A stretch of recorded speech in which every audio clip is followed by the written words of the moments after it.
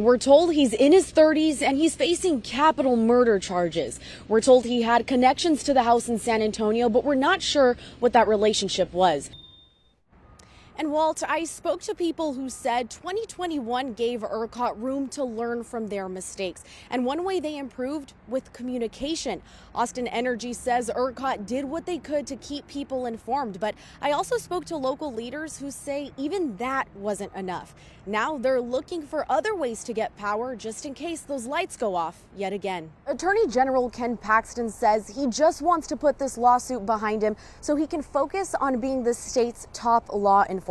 But I spoke to experts who say, simply put, this is about Ken Paxton avoiding self-incrimination. Officer Roland Rast was initially charged with deadly conduct for discharging a firearm, accused of seriously injuring an Austin protester in the summer of 2020. But yesterday, the Travis County District Attorney's Office said they're dropping that charge against him. Well, here at the Circuit of the Americas, they say that you don't need to be a race car driver or even drive a race car to feel the effects that this event will have on the city. The Circuit of the Americas says by generating billions of dollars for the city, Austinites will be feeling the benefits for Formula One even long after it's over. This new legislation would crack down on 1, migrants illegally entering Texas through Mexico, and 2, people smuggling in migrants and operating stash houses, all bringing down harsher punishment for offenders. During the winter months, nighttime hits a lot quicker than usual. With limited hours of sunlight in the day, experts say the darkness could pose a serious threat to pedestrians outdoors. But what about those people who weren't able to make it to the operations center within that time frame that still need shelter? Well, I called 311 to find out, and they told me, quote, "I do not know." So right now, I have a lot of questions for the city. A few minutes ago, I had said that I hadn't seen a lot of foot traffic from officials, but that has definitely changed. There is one area off to the side of the house where I have seen flashes going off when investigators taking pictures of what could be evidence. You can see the strong wind gust coming in right now, about to push me over. This has happened already 3 times as we've been standing here, and I want you to take a closer look at this. We're in front of these flags here that are about to snap off, just to show you how strong these winds are pushing through right now. Cleanup is underway in Lockhart, Texas, where a tornado touched down that seemingly caused anywhere from moderate to severe damage. You can see power crews at work trying to restore these lines that went down by large gusts of wind. James Denbo has lived an interesting life, most of which by his wife Josie's side. We never went anywhere apart. And we were just said, well, why do we want to? Now they sit 6 feet away from each other, the furthest they've been in years. It all started in 1967 when James ripped his pants and needed help from a neighbor. She opened the door. I saw the most beautiful woman I'd ever seen. Soon after that, James and Josie were married. Then, in the summer of 2023, James lost his best friend. And I said, I don't want to lose you, you know. And she said, well, I don't want to lose you either. James contacted Swan Songs to serenade Josie twice before she passed, the last concert happening just 2 days before. But just the fact that these musicians would give up their time and talent to come and do this for somebody that, you know, they don't know at all. We need to find a way to connect the music community with the end-of-life community. Christine is the CEO of Swan Songs, a nonprofit that she says is her calling. Interjects something that brings joy and connects them with a part of their life that when they were feeling more whole and more healthy and alive. The funds raised by the nonprofit helps pay musicians for their serenades. For James, he was even able to connect with a musician from Swan Songs to help create his own song for his Josie. I said, geez, I don't know anything about how you write a song, so I got on the internet and said, how do you write a song? 54 years of marriage just wasn't enough time. And I wish it could have been another 54, you know. But the memory of his Paris Cinderella lives on forever.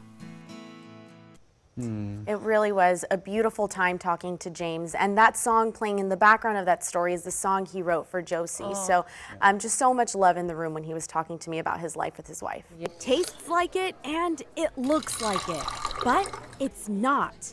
We're seeing people just rush into the bar excited about our non-alcoholic beverages. Chris Marshall is the owner of Sands Bar, a non-alcoholic bar in downtown Austin. He founded Sands Bar after his own sobriety journey. I had my first drink at 16, and by the time I was 23, I was in really bad shape. And as part of my sobriety journey, discovered that I wanted to help people. Marshall says business has been booming. Sales are just exploding year over year. My favorite drink at the moment is our Sansgarita.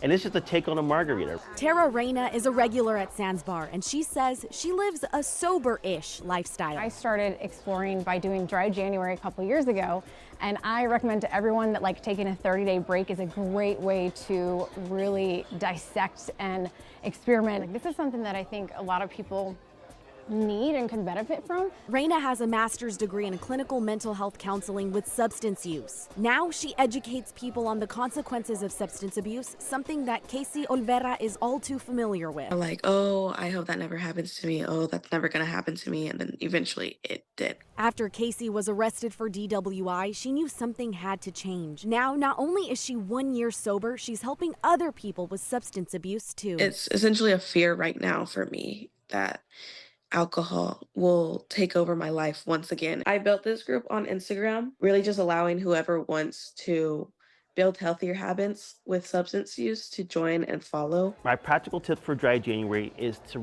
remember that you cannot fail.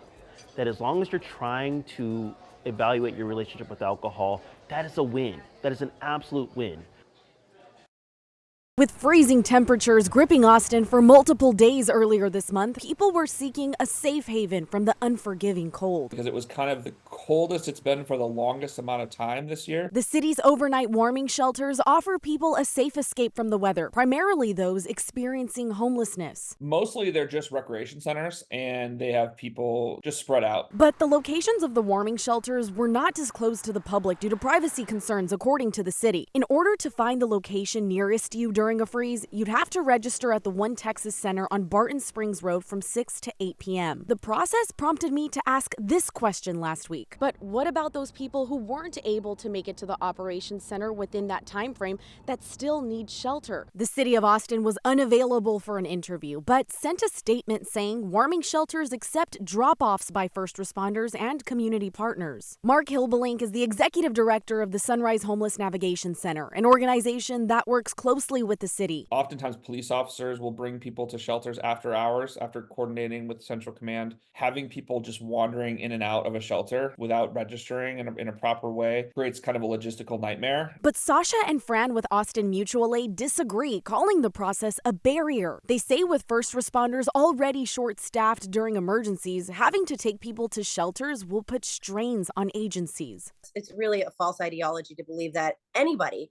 but especially the majority of our unhoused community, can somehow navigate their way down to the One Texas Center in between the hours of 6 and 8. Really going to overload our EMS services. They're not going to be able to handle it, and we will lose people, and that will reflect badly on the city. Now, both organizations are hoping the city will find some solutions before the next Arctic blast. The money that's currently budgeted for inclement weather shelter in our community is just not enough to do a cold weather shelter operation. Like Jorge make it possible for us to live only a phone call away from help. Jorge and his family have given more than we can ever repay. It was a time for the city to reflect on what they say is the greatest sacrifice. George Pastor leaves behind his wife and 2 stepsons. Our police department needs community support now more than at any other time anyone can remember.